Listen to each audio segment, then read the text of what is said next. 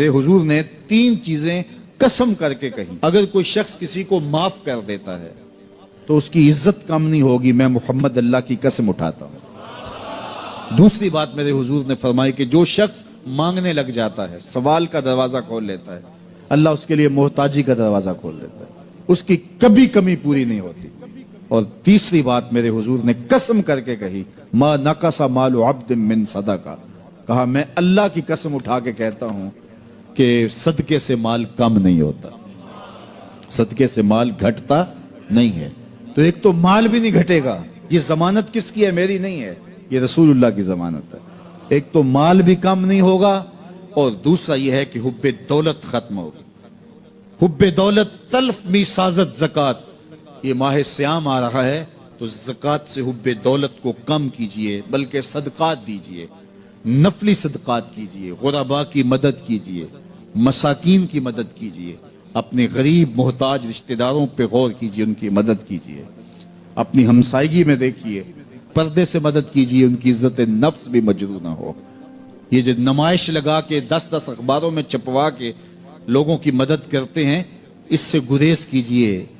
کبھی سوچیں کہ اگر آج کسی کی بیٹی لائن میں کھڑی ہے تو کل اگر یہ مرحلہ میری بیٹی کے لیے آ جائے تو پھر میرا مزاج کیا ہوگا؟ تو عزت نفس کا خیال رکھیے، لوگوں کی غربت کا تماشا نہ اڑائیے، اور لوگوں کی جو ہے وہ محتاجی کو اپنی تسکین کا ذریعہ نہ بنائیے۔ یہ تو اللہ نے تمہیں دیا اور انہیں نہیں دیا، اور وہ آزمائش کی گھڑی میں کھڑے ہیں، تم ان کے ساتھ کھڑے ہو جاؤ۔ تو لوگوں کی مدد کیجئے، دکھیوں کے کام آئیے، مساجد تعمیر کیجئے، مدارس دینیا کے ساتھ وابستہ رہیے، اور لوگوں کی فلاح کے لیے، بہتری کے لیے کام کیجئے۔ اللہ نے آپ کو دیا ہے، یہ مال یہاں رہ جانا ہے۔ میرے حضور نے فرمایا، ابن آدم کہتا ہے میرا مال میرا مال، اس کا مال وہ ہے جو اس نے کھایا یا پہنا اور پرانا کر دیا یا آگے بھیج دیا، باقی اس کا نہیں ہے، وہ وارثوں کا ہے۔ مرتے ہی ورثہ بن جائے گا، مرتے ہی ترکہ بن جائے گا۔ کفن بھی میلا نہیں ہونے دیں گے کہ بعض اولادیں تو بانٹ لیتی ہیں۔ اللہ اکبر، وہ گھر جو ان کے لیے بنایا تھا، ایک رات بھی تجھے اس گھر میں رکھنے کے لیے تیار نہیں ہوں گے۔ آج تیرا نام چھن گیا، آج کوئی یہ نہیں کہتا کہ پیچھے اس امام کے اور حاضر اس چودھری صاحب کے، حاضر اس میت کے۔ آج تو ڈیڈ باڈی بن گیا، آج تو میت بن گیا۔ آج خان صاحب، ملک صاحب، چودھری صاحب، پیر صاحب، مفتی صاحب، تیرے سارے ٹائٹل چھین لیے گئے۔ آج تیرا لباس بھی پھاڑ کے اتارا ہے، آج تیرے انگوٹھے باندھ دیے گئے ہیں، ناک میں روئی ٹھونس دی گئی ہے۔ آج تو غسال کے رحم و کرم پہ ہیں، وہ تجھے ادھر الٹ دے یا ادھر پلٹ دے، اب تیرے پاس کوئی اختیار ہی باقی نہیں رہا۔ میاں صاحب بولے، جاندی واری ڈرونا بنےوں تے ہاتھ نہ لاندے ڈرتے۔ آج اولاد بھی دور ہے، پوتے اور پوتیاں بھی ڈرتی ہیں۔ جاندی واری ڈرونا بنےوں تے ہاتھ نہ لاندے ڈر دے، جنہ لئی تو پاپ کمائے اج کتھے نہیں تیرے کر دے۔ آج سارے چلے گئے، تو آج اپنے ہاتھ سے اپنی زندگی کو سنوارنے کے عمل کی طرف بڑھیں اور راہ خدا میں خرچ کریں، دکھیوں، مجبوروں اور لاچاروں کے کام آئیں۔ اللہ آپ کی مدد کرے گا اور حب دنیا کم ہوگی۔ اسلام نے ہمیں نظم دیا ہے، سجدے 2 ہوں گے، رکوع 1 ہوگا، سجدوں میں تسبیحات یا 3 ہوں گی یا 5 ہوں گی یا 7 ہوں گی، اس طاق کے در کو برقرار رکھا جائے گا۔ رکوع میں اعتدال ہوگا کہ سر اور پیٹھ برابر ہوگی، سجدے میں اتنے عضو کا یوں لگنا ضروری ہوگا، قیام میں یوں ہوگا، جب آپ نے ہاتھ اٹھانے ہیں تو تلیاں بالکل سیدھی ہونی چاہیے۔ ایک ایک انداز میں آپ کو منظم رکھا گیا ہے، اور آپ کو جو ہے وہ نظر سجدے کے وقت کہاں ہوگی، قیام کے وقت کہاں ہوگی، رکوع کے وقت کہاں ہوگی۔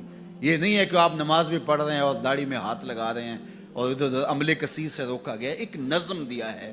تو پوری زندگی جب منظم ہو جائے تو زندگی کا حسن نصیب ہو جاتا ہے، اور جب زندگی بے ہنگم ہوگی تو پھر طبیعت میں غیر مری قسم کا تقدر ہوگا۔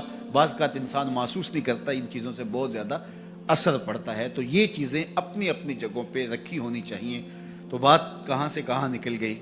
تو حضور نے فرمایا کہ اولو النہا والاحلام، جو بڑی عمر کے لوگ ہیں اور جو بالغ حضرات ہیں وہ میرے قریب کھڑے ہوں، اور پھر اس کے بعد صفوں کی ترتیب یہ ہے، پہلے مرد ہوں، بالغ ہوں، پھر اس کے بعد جو ہے وہ بچے ہوں، پھر خواتین کی صفیں ہوں۔ تو ہمیں شریعت نے یہ ساری ترتیب دی گئی ہے۔ صفوں کو سیدھا کرنے پہ باب تسویۃ الصفوف دیکھیں، آقا کریم کتنا زور دیتے تھے صفوں کو سیدھا کرنے کے لیے، کہ صفوں کو سیدھا کرو گے تو سیدھے رہو گے، ورنہ تمہارا دل ٹیڑھے ہو جائیں گے۔ تو صفوں کو سیدھا رکھنے کی ترغیب دی گئی، مرتب کیا گیا، جنگوں میں صف بندی کی گئی، اور ان ساری چیزوں کا بہت زیادہ اثر مرتب ہوتا ہے۔ اس طرح اپنے لباس میں، اپنی وضاقتہ میں، ان ساری چیزوں میں صفائی ستھرائی، نظم۔ اللہ کے محبوب علیہ الصلوۃ والسلام کے پاس ایک شخص آیا تو اس کے کپڑے میلے تھے، تو فرمایا تیرے پاس کوئی چیز نہیں ہے جس سے ان کو صاف کر لے؟ اور ایک آیا اس کے بال الجھے ہوئے تھے، فرمایا من کانا لہو شعر فلیکرم، ہو جو بال رکھے پھر ان کو سوار کر کے بھی رکھے، الجھے بال نہ رکھے۔ تو یہ ہر چیز کے اندر ایک نظم ہونا چاہیے۔ تو آقا کریم علیہ السلام نے فرمایا کہ جو اہل احلام ہیں اور اہل فہم ہیں اور بالغ مرد حضرات بڑے عمر کے ہیں، وہ میرے قریب کھڑے ہوں۔ پھر جو اس سے قریب ہیں، یعنی اس کے بعد پھر اس سے کم عمر کے، پھر اس سے کم عمر کے، پھر اس کا، اس طرح صفوں کی ترتیب ہوتی چلی جائے۔ اور فرمایا جس طرح بازاروں میں اختلاط ہوتا ہے کہ بازاروں میں کوئی اوپر نیچے جا رہے ہوتے ہیں، کبھی بڑا ہے، کبھی چھوٹا آ گیا، کبھی خاتون آگے تو فرمایا جو بازاروں کے اندر اختلاط کا انداز ہوتا ہے وہ یہاں میرے ساتھ نہیں ہونا چاہیے۔ اور دوسرا یہ ہے کہ وہاں جس طرح لوگ بیہودہ بولتے ہیں بازاروں میں، کوئی آواز لگا رہا ہے، کوئی اوئے کہہ رہا ہے، کوئی کچھ کہہ رہا ہے، کہا نہیں ایسا نہیں، تمہارے لہجوں میں بھی ترتیب ہو، تمہارے انداز میں بھی حسن ہو، تم کھڑے ہو تو اچھے لگو، تم بیٹھے تو اچھے لگو، رکوع کرتے ہوئے کہا ایک ساتھ جاؤ۔ اس طرح جو امام سے پہلے سر اٹھائے تو اس کے بارے میں سخت مذمت کی کہ جو امام سے پہلے سر اٹھائے تو اس کا سر جو ہے وہ گدھے کا نہ کر دیا جائے۔ تو اس طرح ترتیب دی تاکہ ایک دم جائیں رکوع میں، ایک دم کھڑے ہوں، ایک دم سجدے میں جائیں، ایک دم سجدے سے اٹھیں، ترتب قائم رہے، حسن قائم رہے، اول النہا بڑی عمر کے آگے ہوں، پھر چھوٹے، پھر چھوٹے، پھر چھوٹے، پھر خواتین۔ تو بے ہنگم قسم کا اجتماع نہ ہو، خوبصورت اور منظم اجتماع ہو، یہ شریعت کا مقصود ہے۔ یہ نظم رہے، خوبصورتی رہے، یہ شریعت کا نظم ہے۔ اور جب یہ کچھ سال ایسا ہوتا ہے تو پھر خود بخود ترتیب بنتی چلی جاتی ہے، اور اگر یہ اس پر توجہ نہ دی جائے تو پھر عجیب سا ایک ماحول بن جاتا ہے۔ تو اس سے دلوں میں بھی اختلاف پیدا ہوتا ہے اگر صفیں ٹھیک نہ ہوں۔